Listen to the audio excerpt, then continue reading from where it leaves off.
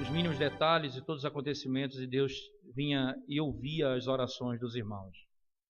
E tem ouvido a oração dos irmãos. Eu sempre me emociono, isso é muito honesto isso, quando eu escuto alguém falar, nós temos orado por sua esposa. Eu sempre me emociono com isso. Mas o mais extraordinário não é isso. O mais extraordinário é saber que Cristo intercede por nós.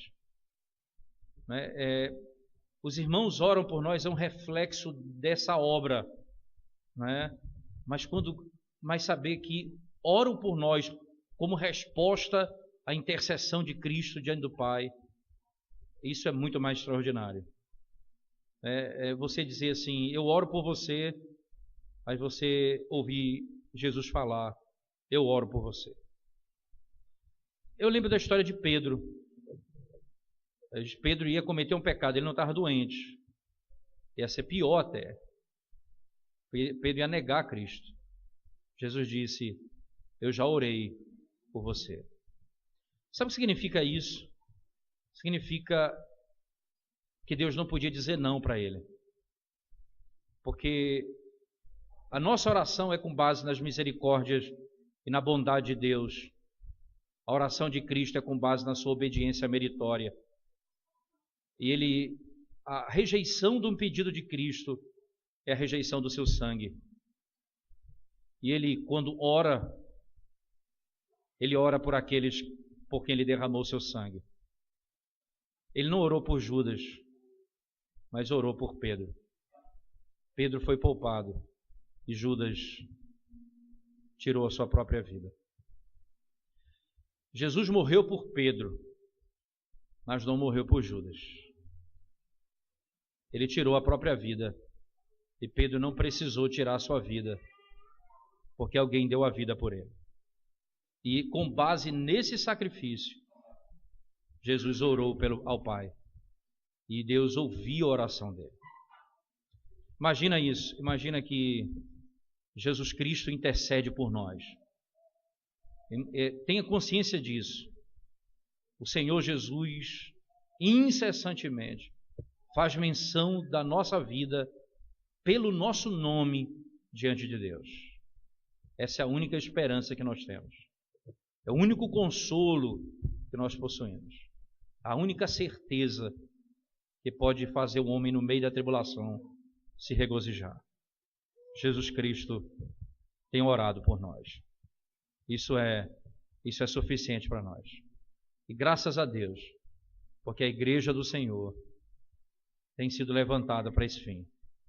E ela ora uns pelos outros. Ela ora pelos seus. E o Senhor tem atendido as suas orações. Muito obrigado, honestamente, sinceramente, pelo carinho dos irmãos, pela oração, pelo empenho, pela busca, né? Eu sei que Deus não tem ensinado apenas a minha casa. Deus tem ensinado a todos aqueles que estão perto da gente também. A importância de dizer para a pessoa que o ama, a importância de saber que a vida tem tantas surpresas e você perdeu tanto tempo com tanta coisa inútil e as coisas úteis da vida, fundamentais da vida, foram deixadas de lado em busca de coisas que não têm valor algum nesse mundo. Quanto ensinamento. Nós estamos criando raízes nesse mundo, o Senhor vem aqui e arranca as nossas raízes, assim, olha, você não pertence a esse mundo, você não é daqui, então tira a tua cabeça dessa terra. Ele faz isso com a gente, não é? E ele faz isso por meio da dor, do sofrimento, do ensino, não é? Que não só a nós, mas a todos aqueles que estão à nossa volta, né?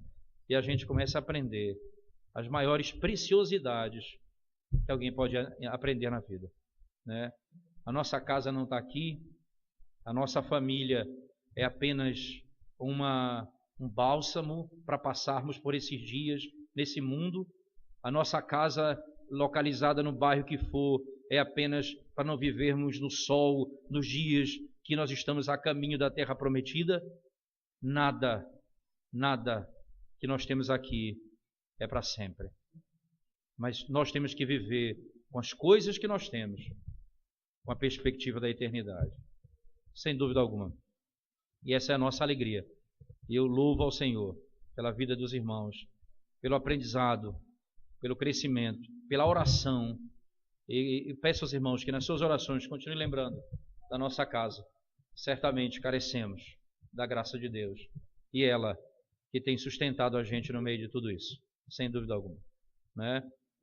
Meu filho mais velho, 16 anos, né? No dia que eu fui dar a notícia para eles, eu chorei mais do que eles choraram junto comigo. Sentei os três à mesa, né? A Aninha já não tinha tanto entendimento, mas os dois mais velhos sentamos, conversamos, abrimos o jogo, né? E o mais velho, né? Ele diz assim: pai, não vamos falar mais sobre isso na nossa casa. Por quê? Vamos esquecer isso, pai. A mamãe está bem, vamos olhar para frente, vamos embora, vamos para frente. Não vamos ficar falando essas coisas. Não vamos perguntar: mamãe, a senhora está bem? Mamãe, a senhora... Não diga, vamos dizer mais isso não. Vamos para frente. Certamente Deus tem cuidado da gente. Né? E foi uma coisa tão interessante, né?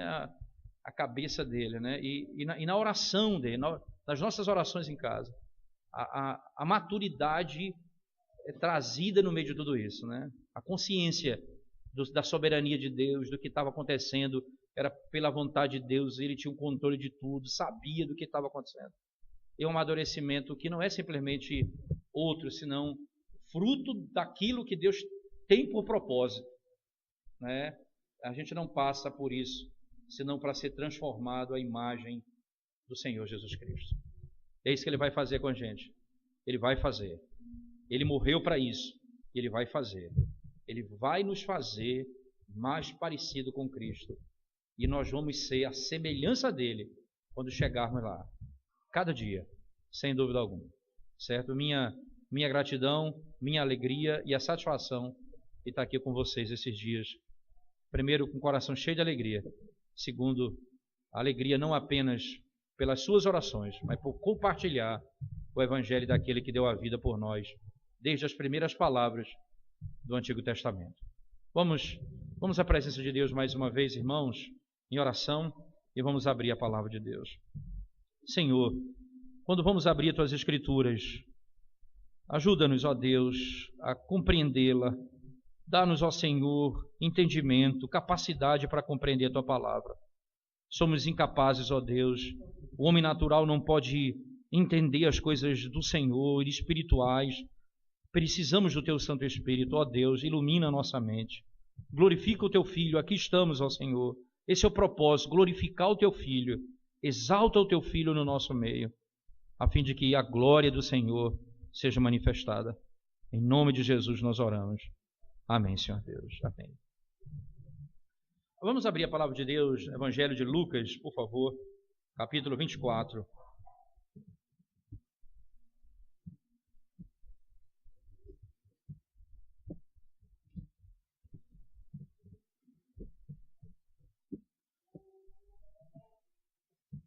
Lucas 24.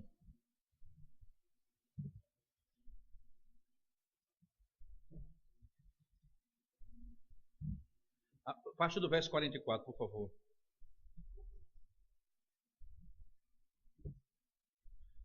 Veja, quando nós falamos, vamos pregar Cristo, anunciar Cristo desde o Pentateuco, né? Vamos ouvir Jesus falando sobre isso.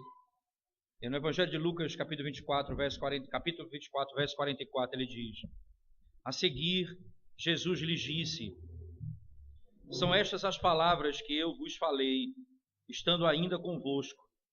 Importava se cumprisse tudo o que de mim está escrito na lei de Moisés, nos profetas e nos salmos. Perceba, a primeira verdade estabelecida aqui é tudo que está escrito na lei de Moisés, nos profetas e nos salmos. Tudo que está escrito acerca ou a meu respeito nas três partes do cânon do Antigo Testamento. Ora, o cânon do Antigo Testamento é dividido em três partes: lei, os livros de Moisés, os profetas. Entenda que os profetas, eles não são apenas aqueles que nós conhecemos por profetas, mas lá não existe a divisão de livros históricos. Os livros históricos são proféticos também, certo? Eles chamam profetas anteriores e profetas posteriores. Os anteriores diz respeito anterior ao cativeiro e posterior ao cativeiro. Então você tem aí uma estrutura diferente no cânon judaico. Mas esses livros que nós chamamos de históricos, como Josué, Juízes, Ruth, Samuel 1, 2, Reis, Crônicas, esses livros históricos, na realidade, eles são conhecidos como livros, como chamados profetas. E os salmos que são conhecidos também como os escritos. Os escritos não só são os livros proféticos, ou melhor, poéticos, mas são também alguns livros, como Daniel está dentro do texto dos escritos, porque o livro de Daniel não tem a característica de um livro de profecia. O livro de Daniel tem uma linguagem mais apocalíptica. A maneira como ele fala é muito parecido com a linguagem de Apocalipse. Então, ele não está dentro da estrutura do que se chama de livro profético, ok? Bem, nessa divisão do cânon, os três então, fazem parte dela. Lei de Moisés, o Pentateuco, os profetas e os salmos. Jesus começa então a dizer o que esses livros falavam acerca dele. Então nós temos a informação dada pelo Senhor Jesus, que assim é. Entretanto, a pergunta surge diante de nós, mas o que é que eles falam acerca do Senhor? Então um comentarista disse, eu gostaria de estar ali presente, para não ter que fazer todo esse trabalho agora, porque eu ouviria da boca do Senhor exatamente o que o Antigo Testamento tem para falar sobre ele. Mas o Senhor Jesus nos dá uma pista muito clara no texto, que nos ajuda a entender. A sequência, verso 45, ele diz, então lhes abriu o entendimento para compreenderem as Escrituras. Primeira coisa,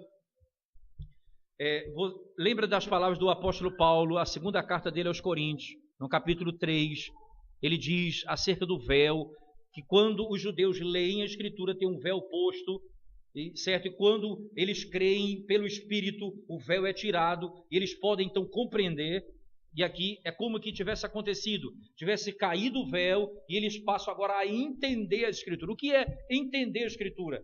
Perceba que a chave hermenêutica aqui, né? Aqui usar a linguagem de Caio Fábio, desculpa, né? Desculpa a linguagem, mas assim, Caio Fábio fala que Cristo é a chave hermenêutica, mas para poder se contrapor a todos os outros escritos. Então, o que Paulo fala não interessa, importa o que Cristo falou. Quando eu digo a chave hermenêutica é Cristo, eu não estou falando na perspectiva de Caio Fábio, tá certo? Só para deixar claro os termos. Mas a chave hermenêutica aqui, o que é que está sendo dito? Ora, perceba que quando ele começa a falar acerca de Cristo na lei, nos profetas e nos salmos, então eles começam a entender as Escrituras. Eles começam a compreender as Escrituras. Em outras palavras, as Escrituras não fazem sentido se Cristo não for o centro dela. Nós não vamos entender as Escrituras se ela não aponta para Cristo.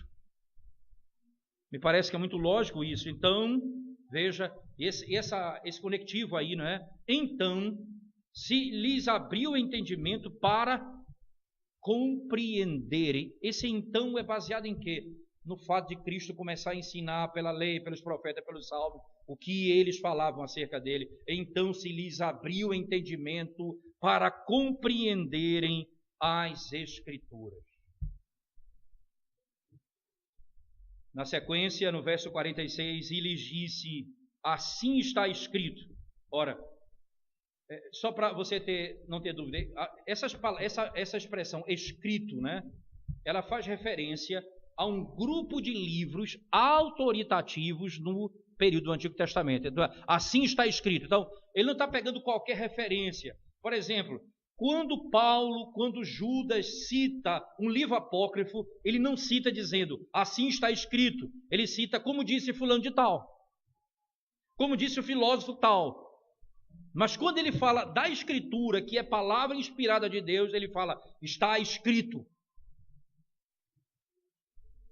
Independentemente de onde ele está extraindo da Escritura. Quando eu digo de onde, não importa a parte do Antigo Testamento, ele está se referindo ao Antigo Testamento em qualquer lugar. Está escrito. Satanás conhecia isso. Quando ele tenta Jesus, ele fala, está escrito. Jesus disse, mas também está escrito. Mas está escrito, mas também está escrito. você pode até usar o que está escrito de maneira mortal para você, se não for segundo o que Cristo ensinou. Você pode usar o que está escrito de maneira fatal para você. Mas vamos lá. Na sequência ele diz, olha, assim está escrito. Escrito o quê? Perceba que aqui não está falando dos textos do Novo Testamento, mas do Antigo Testamento.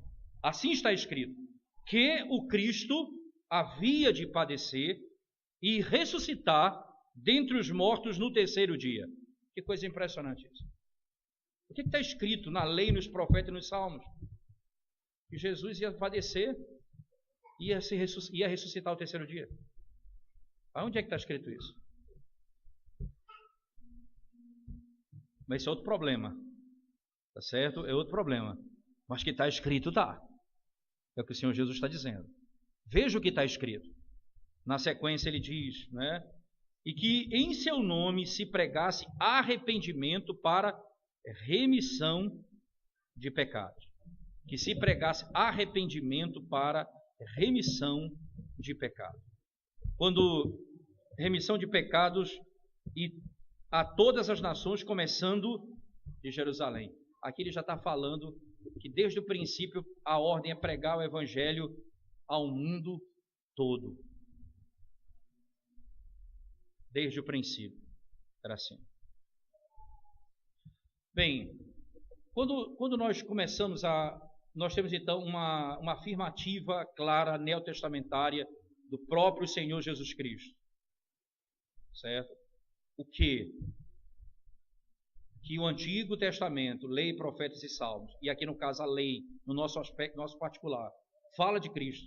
Nós agora sabemos do que ela fala de Cristo. Seu sofrimento e da sua ressurreição. A morte e a vida.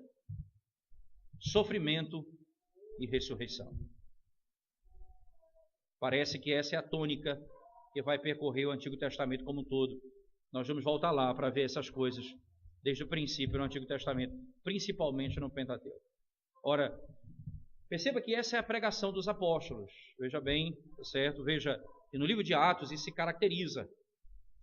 Se você abrir comigo, por favor, Atos capítulo 15, ou melhor, Atos capítulo 13.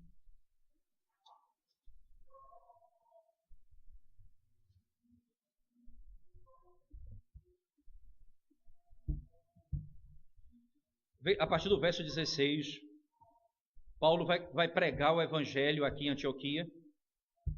E veja como é que ele começa a pregação.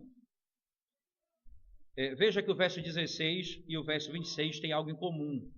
16 diz assim, Paulo, levantando-se e fazendo com a mão sinal de silêncio, disse, varões israelitas e vós outros que também temeis a Deus, ouvi. Agora veja o verso 26. Irmãos, descendência de Abraão, e vós outros a que temeis a Deus. Aí ele faz a mesma introdução. Ele está dividindo agora o Antigo e o Novo Testamento. Essa primeira introdução, quando ele diz, não é, varões israelitas, ele está se referindo aos judeus. Ele está pegando o Antigo Testamento e expondo para eles. No verso 26, ele vai começar a falar do Novo Testamento. Aí ele diz, descendência de Abraão e a vós outros que temeis a Deus. Ele passa agora a expor. Qual é a base do argumento de Paulo? Veja, ele começa falando dos pais, verso 17. O Deus deste povo de Israel escolheu nossos pais. Ora, os nossos pais aí, Abraão, Isaque e Jacó. Tá certo? Exaltou o povo durante sua peregrinação na terra do Egito, de onde os tirou com braço poderoso. Suportou-lhes os maus costumes por cerca de 40 anos no deserto. E havendo destruído 7 nações na terra de Canaã, deu-lhes essa terra por herança. Vencidos cerca de 450 anos, depois disto, lhes deu juízes até o profeta Samuel. Então eles pediram o rei e Deus lhes deparou Saul, filho de Quis, da tribo de Benjamim, e isto pelo espaço de 40 anos. E tendo tirado a este, levantou-lhes o rei Davi, do qual também, dando testemunho, disse, achei Davi, filho de Jessé, homem segundo o meu coração, que fará toda a minha vontade. Da descendência deste, conforme a promessa, trouxe Deus a Israel o Salvador, que é Jesus. Ele rapidamente, de Davi para Jesus. O foco dele não é em Moisés, o foco dele não é em Abraão, o foco dele é em Davi. Davi aqui é o ponto, por causa da ressurreição, do salmo que ele vai citar lá na frente, que diz, e o seu servo não viu corrupção, não verá corrupção. Ele diz que Davi está morto, ele não falou dele mesmo, falou de outro, acerca de Cristo Jesus. Então Davi falou aquilo que era a palavra de Cristo. Na sequência, no verso 26, ele pega todo o Antigo Testamento e vai aplicar o Novo Testamento. Olha o que ele vai fazer. Irmãos, descendência de Abraão, e vós outros os que temeis a Deus, a nós vos foi enviada a palavra dessa salvação. Pois os que habitavam em Jerusalém e as suas autoridades, não conhecendo Jesus, nem os ensinos dos profetas, que se leem todos os sábados, quando o condenaram, cumpriram as profecias. E embora não achassem nenhuma causa de morte, pediram a Pilatos que ele fosse morto. Depois de cumprirem tudo o que a respeito dele estava escrito, tirando do madeiro, puseram-no em um túmulo. Mas Deus o ressuscitou dentre os mortos. E foi visto, veja a tese, ele foi morto, ele sofreu, foi morto e ressuscitou. Mas de onde ele tirou essa tese? Do Antigo Testamento. Mas de onde vem isso? Veja a sequência, por favor. Verso 31. E foi visto muitos dias pelos que com ele subiram da Galileia para Jerusalém, os quais são agora as suas testemunhas perante o povo. Nós vos anunciamos o evangelho da promessa feita a nossos pais, como Deus a cumpriu plenamente a nós, seus filhos, ressuscitando a Jesus, como também está escrito no Salmo 2. O que está escrito no Salmo 2? Tu és meu filho, eu hoje te gerei. Veja bem, eu não estou entendendo. Está escrito que ele ia ressuscitar dentre os mortos. Ele diz, tu és meu filho, eu hoje te gerei. Qual o ponto? Isso deve ser invenção do apóstolo Paulo. Veja a lógica dele na sequência, por favor. E que tu és meu filho, eu hoje te gerei. E que Deus o ressuscitou dentre os mortos, para que jamais voltasse à corrupção. Desta maneira eu disse, e cumprirei a vosso favor as santas e fiéis promessas feitas a Davi. Por isso também diz em outro salmo, não permitirás que o teu santo veja corrupção. Ele pega 2 salmos. Não permitirás que o teu santo veja corrupção, e tu és meu filho, eu hoje te gerei. Ele diz, olha, está vendo? A morte dele e a ressurreição. É aquilo que Cristo acabou de dizer. Eles vão falar de mim acerca disso, que eu vou morrer e vou ressuscitar. E Paulo então aplica isso imediatamente na sua mensagem. Ele aplica isso imediatamente no seu sermão. Jesus vai morrer e vai ressuscitar. Bem, eu preciso explicar para vocês de onde Paulo tirou essa ideia de que tu és meu filho, hoje eu te gerei. Qual a ideia de ressurreição aqui? Tá certo? Eu preciso explicar para vocês um aspecto importante. Veja, alguns colegas, até pessoas que eu tenho são muito queridas minhas, eles estão defendendo uma ideia seguinte, eles não concordam com a linguagem da nossa confissão e da confissão e de alguns credos, que diz o seguinte, eternamente gerado. Jesus é eternamente gerado. Então, essa palavra eternamente gerado, é uma palavra confusa, porque se é eterno não pode ser gerado, se é gerado não pode ser eterno. É verdade, não é? Mas a confissão faz uma diferença. Os credos também. Criado, gerado, não criado. Porque o criado tem a ver com tempo, início. O gerado parece que não tem a ver com início. Mas mesmo assim nós pensamos que parece que tem um início. Agora, o que é que o Senhor quer dizer? Será que tem espaço para essa linguagem eternamente gerada? Eu não sei se eu posso fazer, mas eu vou pedir para vocês abrirem a Bíblia, Miqueias, deixando o texto de Atos aberto, Miqueias 5:2, tá certo? Miqueias 5, verso 2. Queria que alguém lesse para a gente, se fosse possível. Miqueias 5, verso 2.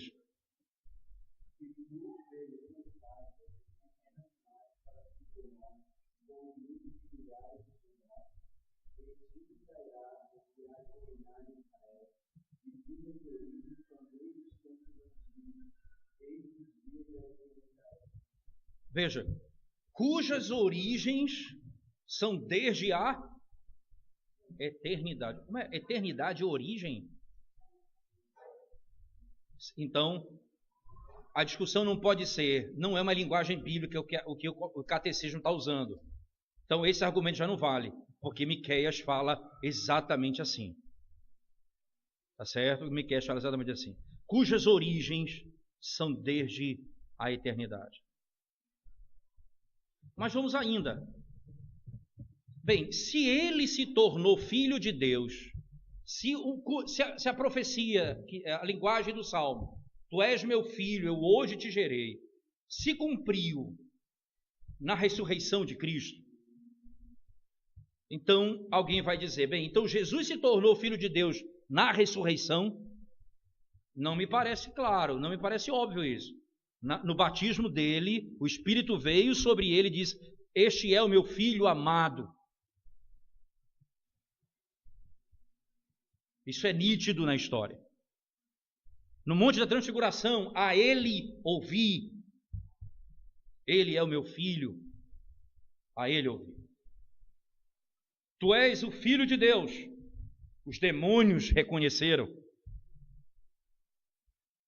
Bem, então Paulo aqui não está dizendo, preste atenção nisso, que Jesus se tornou Filho de Deus na ressurreição dos mortos, como aparenta no texto.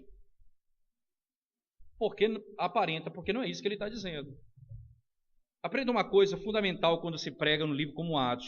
A teologia, ela é sedimentada nas cartas. As informações são extraordinárias em Atos, mas ela é sedimentada nas cartas.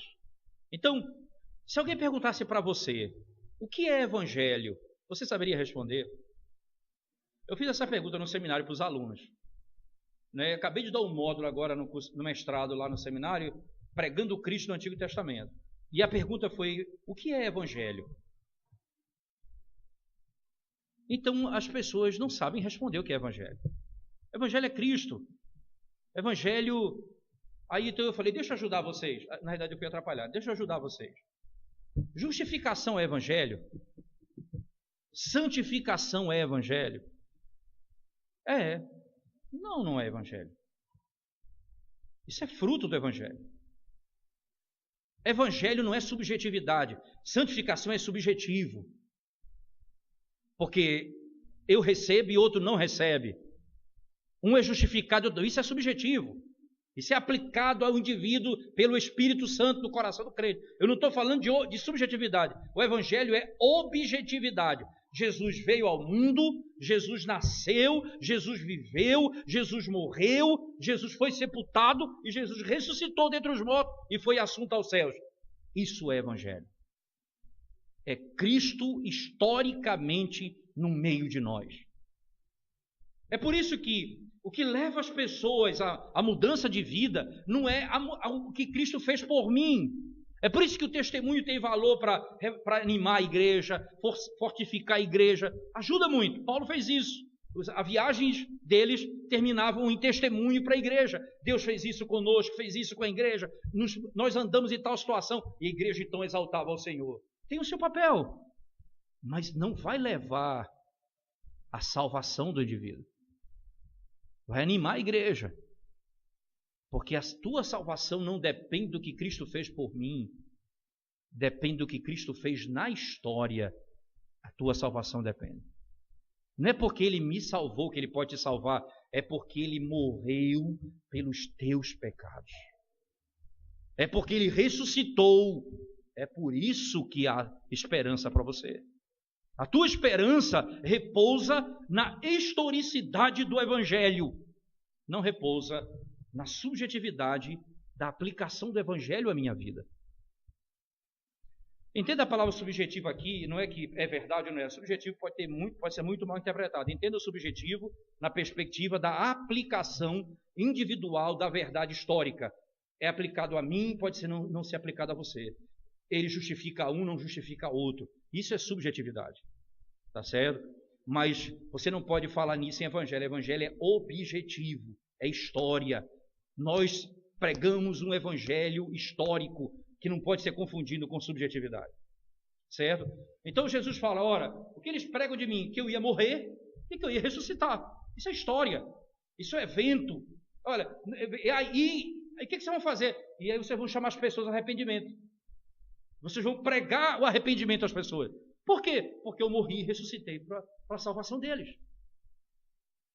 Com base nisso, vocês vão proclamar o evangelho.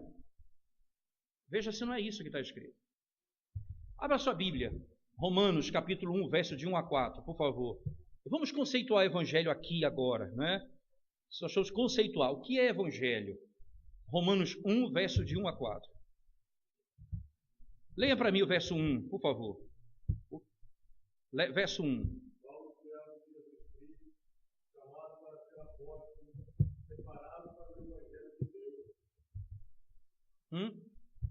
Evangelho de quem? O evangelho é de? No evangelho não é de Jesus, é? O evangelho é de Deus. Agora se fazer um... Quando a Bíblia fala Deus, em alguns contextos, a gente tem a tendência de pensar na primeira pessoa da Trindade. Isso é um erro. Quando fala Pai, tudo bem. O Criador, aí você está falando. Quando fala Deus, nós estamos falando de quem? Porque o Pai é Deus, o Filho é Deus, o Espírito Santo é Deus. Você está pensando na divindade, a divindade é triuna. Então você está pensando na Trindade. Nós não temos essa mentalidade ainda desenvolvida. Nós sempre pensamos nisso. Agora, nesse contexto específico, Deus é Pai. Pelo que vem em seguida. Veja bem. Veja o que é evangelho. O evangelho de Deus. Verso 2.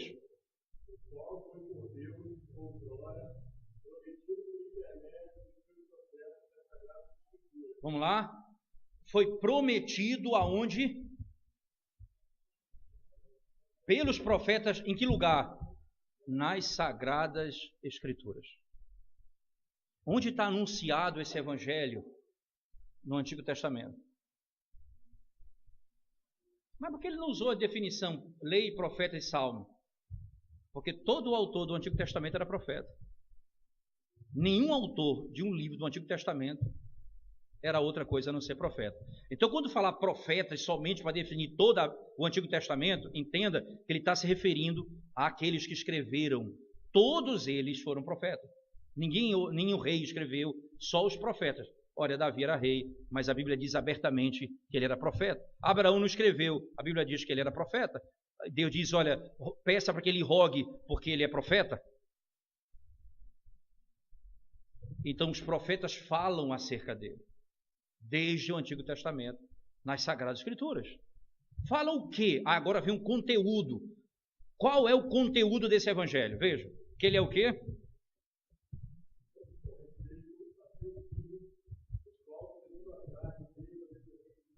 Ele está dizendo, ele é Deus perfeito e homem perfeito.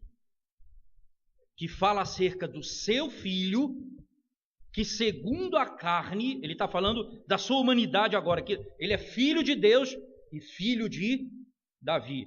É a tese de Paulo na pregação dele em Atos 13. Davi, de onde vem o Salvador. Ele é filho de Davi. Especificamente na Escritura Sagrada. É assim que é demonstrado. Agora, vamos lá.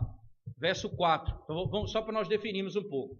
Evangelho de Deus, que é revelado pelos profetas do Antigo Testamento, que tem como conteúdo o Filho de Deus da descendência de Davi.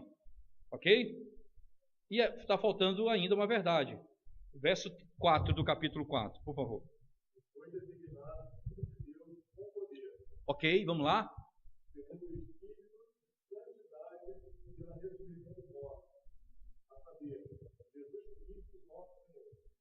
Nossa Bíblia atualizada põe Espírito com letra minúscula.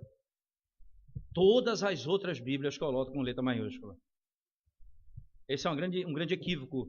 Até porque a palavra Espírito não tem letra maiúscula. É o contexto que define. E nossa Bíblia entendeu equivocadamente como letra minúscula. E leva as pessoas ele está falando aí da Trindade, veja só, preste bem atenção. Lá em Atos 13 diz, segundo o Salmo 2, tu és meu filho, eu hoje te gerei. Aqui ele está dizendo, ele foi declarado com poder, o quê? Filho de Deus. Quando? Na ressurreição. Não é que ele se tornou filho de Deus, ele foi proclamado com poder. Tu és o meu filho, eu hoje te gerei, na ressurreição dos mortos. Quando ele ressuscita dos mortos. Lembra das palavras de Jesus, quando ele disse assim, quando ele curava os enfermos, não fale nada, não diga nada, não diga nada que foi eu que falei, que eu disse, que isso aconteceu. Aí ele diz, mas lá depois ele vai falar, mas depois vocês vão subir no eirado e vão proclamar para que todos escutem. Vocês vão anunciar o evangelho a todo mundo. Quando isso acontecer? Quando ele ressuscitasse dentre os mortos e o Espírito viesse. Veja, aí o evangelho é pregado. Qual é a pregação de Pedro em Atos 2? Jesus, aquele que vocês mataram e que Deus ressuscitou. Esse é o Salvador. E agora o que nós vamos fazer? Arrependam-se. Ora, ele ressuscitou. Arrependam-se dos seus pecados e sejam salvos. 3.000 pessoas creram no evangelho. Agora ele é anunciado com poder. Tu és o Filho de Deus. Eu te gerei. Veja se isso não é verdade. Voltemos para Atos, mesma estrutura, né? Capítulo 13. Por favor.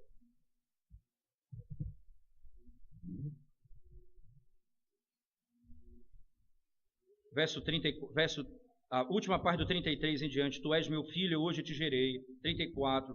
E que Deus o ressuscitou dentre os mortos, para que jamais voltasse à corrupção. E desta maneira o disse: e cumprirei a vosso favor as santas e fiéis promessas feitas a Davi. Por isso também diz em outro lugar: não permitirás que o teu servo veja corrupção. Porque na verdade, tendo Davi servido a sua própria geração, conforme o desígnio de Deus, adormeceu, foi para junto de seus pais e viu a corrupção. Porém aquele a quem Deus ressuscitou não viu a corrupção. Tomai, pois, irmãos, conhecimento de que se vos anuncia remissão de pecados por intermédio desse. Ora, veja aí, ele imediatamente diz, agora arrependam-se dos seus pecados. Ele vai ser anunciado com poder, e aí as pessoas vão crer. O que é que acontece? O que acontece na sequência do texto? E por meio dele, todo que crê é justificado. De todas as coisas das quais vós não pudeste ser justificados pela lei de Moisés. Notai, pois, que não vos sobrevenha o que está dito nos profetas: vede, ó desprezadores, maravilhai-vos e desvanecei, porque eu realizo em vossos dias obra tal que não crereis, se alguém vou-la contar. Se alguém vou-la contar. Acontece no versículo seguinte, verso 43. Despedida a sinagoga, muitos dos judeus e dos prosélitos piedosos seguiram Paulo e Barnabé, e estes, falando-lhes, os persuadiram a perseverar na graça de Deus, a se manterem firmes no Evangelho. Que mensagem é?